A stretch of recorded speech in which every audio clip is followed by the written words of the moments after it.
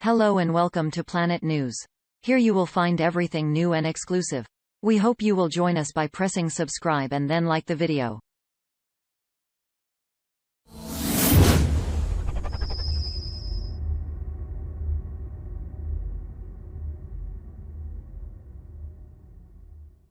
The EU is dealing with the coronavirus pandemic, and Emmanuel Macron tells the Financial Times that member states need to share the burden.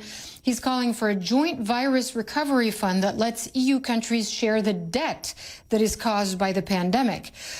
But, as is often the case with the EU, not everyone is on board, and Macron says the union itself is at stake.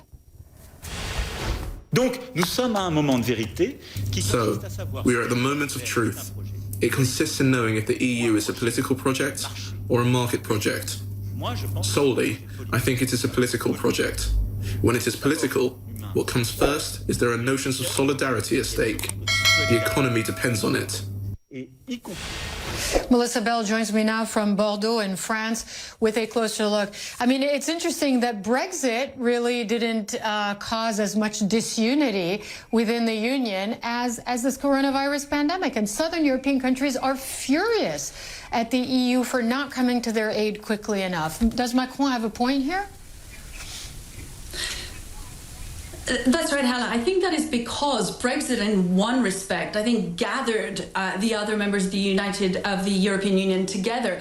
This particular crisis really points to that fundamental weakness of the European project as a whole that simply has never been resolved.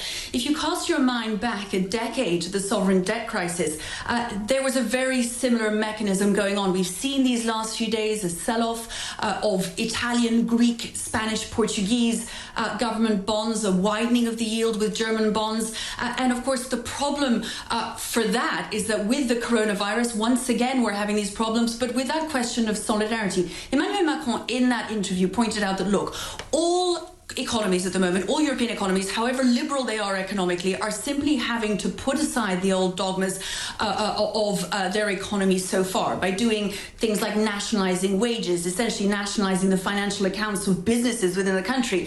And that means a shift of focus at the European level from the usual kind of sinner must pay idea and that sort of fiscal responsibility that had been put forward by the northern countries at the time, really having to bend this time. This is his point. What he's trying to do, Hal, is put pressure on those reluctant European leaders, and I'm thinking here in particular of Angela Merkel in Germany, also the Prime Minister of the Netherlands, ahead of this crucial meeting next Thursday, at which they will decide whether or not to go ahead with this idea of a solidarity fund, a 400 billion euro common debt pot that would be allocated not according to the size of the economies, but rather to their needs. And of course, we've seen countries like Spain and Italy particularly hard hit.